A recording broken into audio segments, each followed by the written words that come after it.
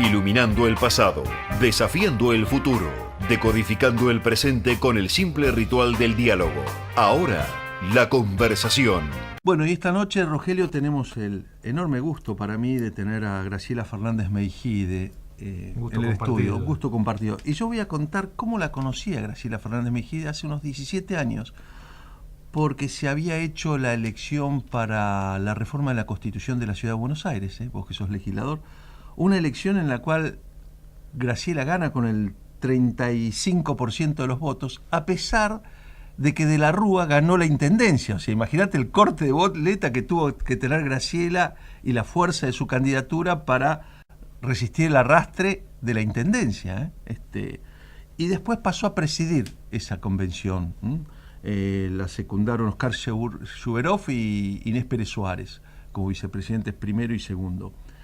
En el medio de la convención ella vino a la vieja Radio del Plata, allá en la calle Honduras todavía, cuando estaban todas las radios juntas, América y del Plata, a un programa que no me acuerdo cuál era, puede que fuera el de Chiarutini, Wende y Soria de aquella época, un domingo a la mañana, y yo hacía con Patricio Loizaga un programa antes, y ella llegó temprano y nos quedamos como 40 minutos charlando.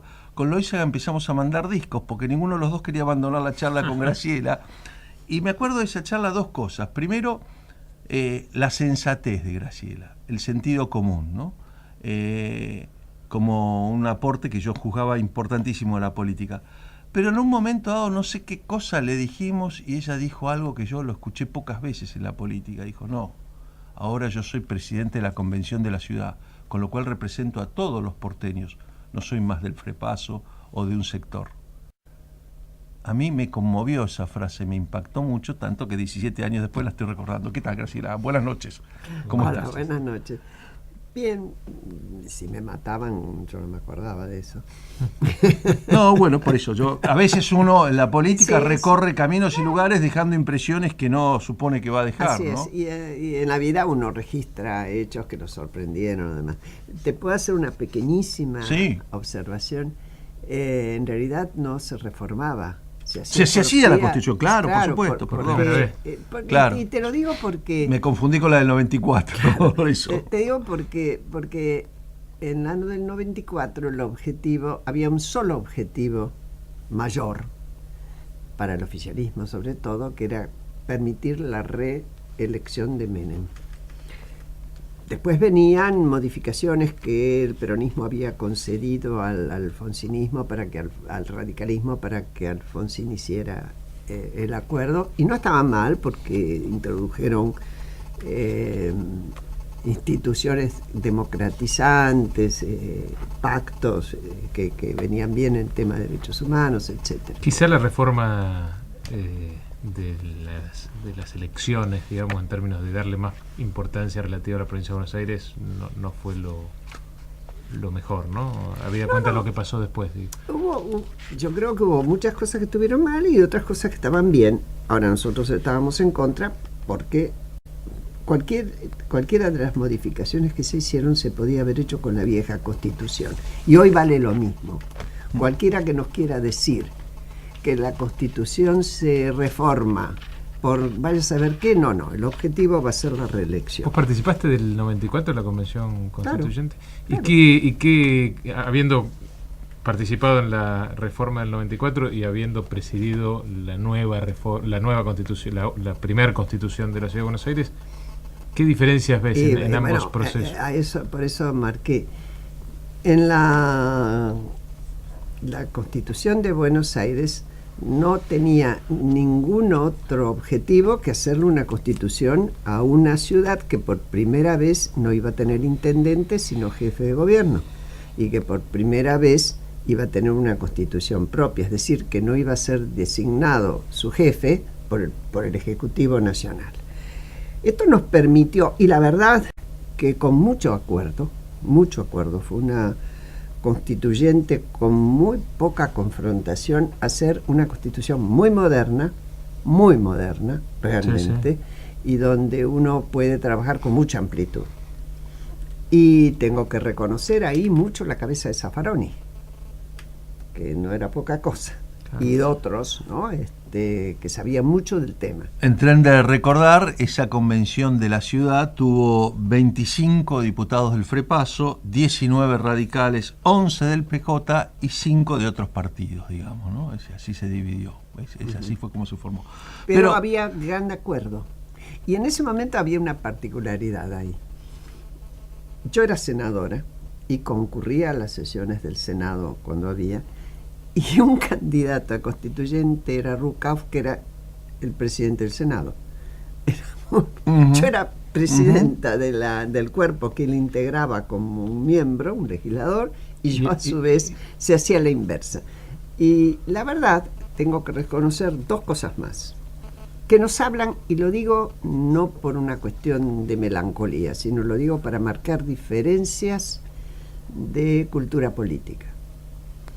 El gobierno estaba en manos de Menem. Había ganado el adversario más fuerte acá en la ciudad de Buenos Aires, que éramos nosotros.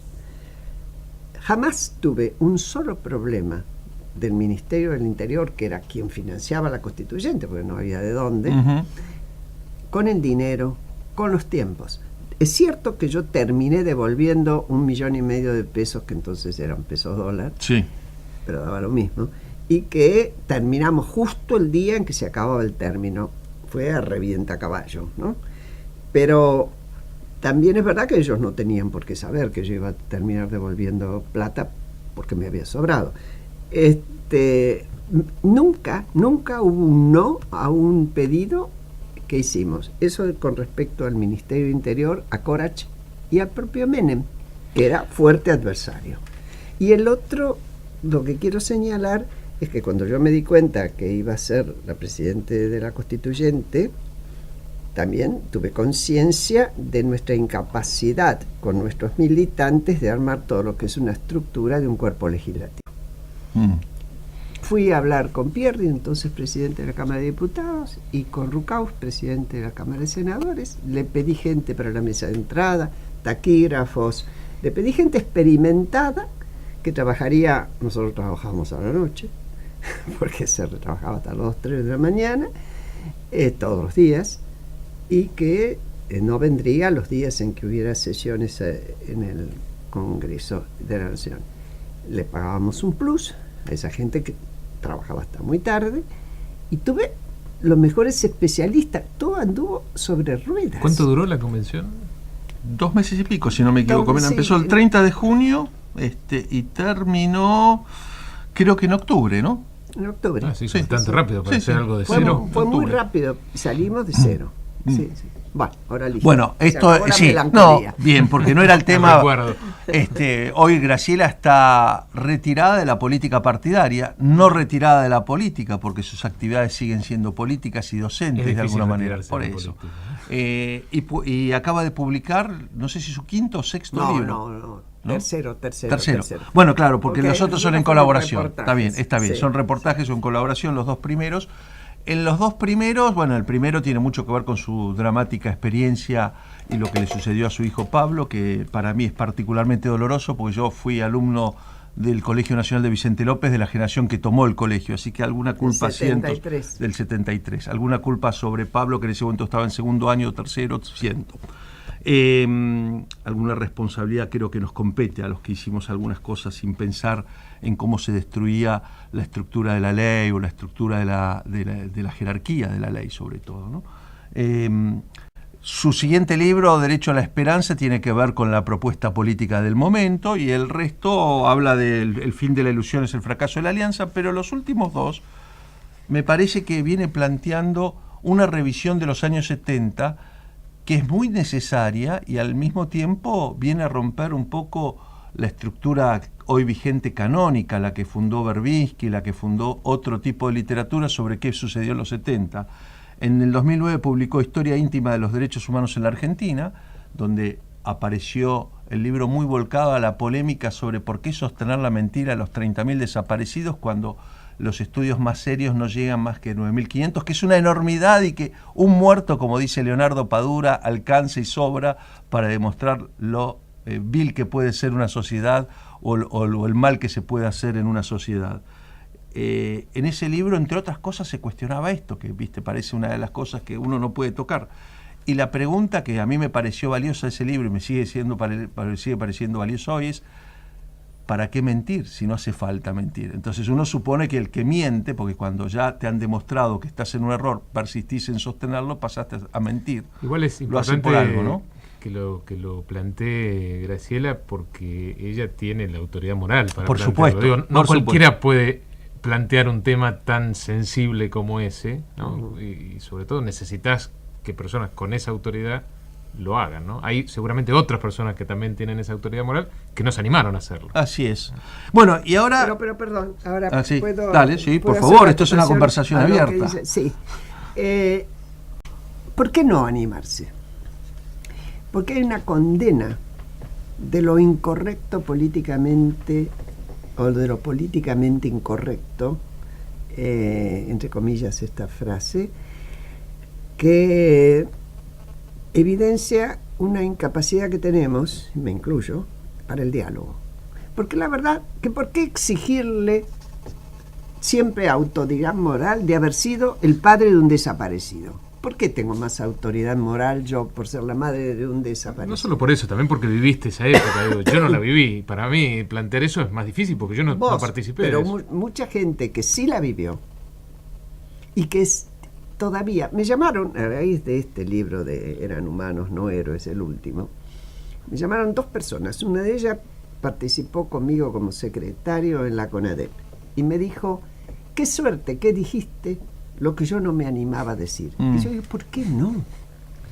Porque si no tenés el título de haber sido víctima, no sos dueño del discurso. Y al revés, te haces dueño del discurso si fuiste víctima. Y mi libro, en una parte, va dirigido contra esa cuestión de sentirse con el derecho a la verdad por haber sido víctima. Bueno, les voy a pedir a los 2 un minuto de paciencia. Vamos a presentar los auspicios del programa y vamos a, en el próximo bloque, sí conversar de Eran humanos, no héroes, crítica de la violencia de los 70, cuya autora, Graciela Fernández Mejide, está aquí con nosotros y que publicó Sudamericana.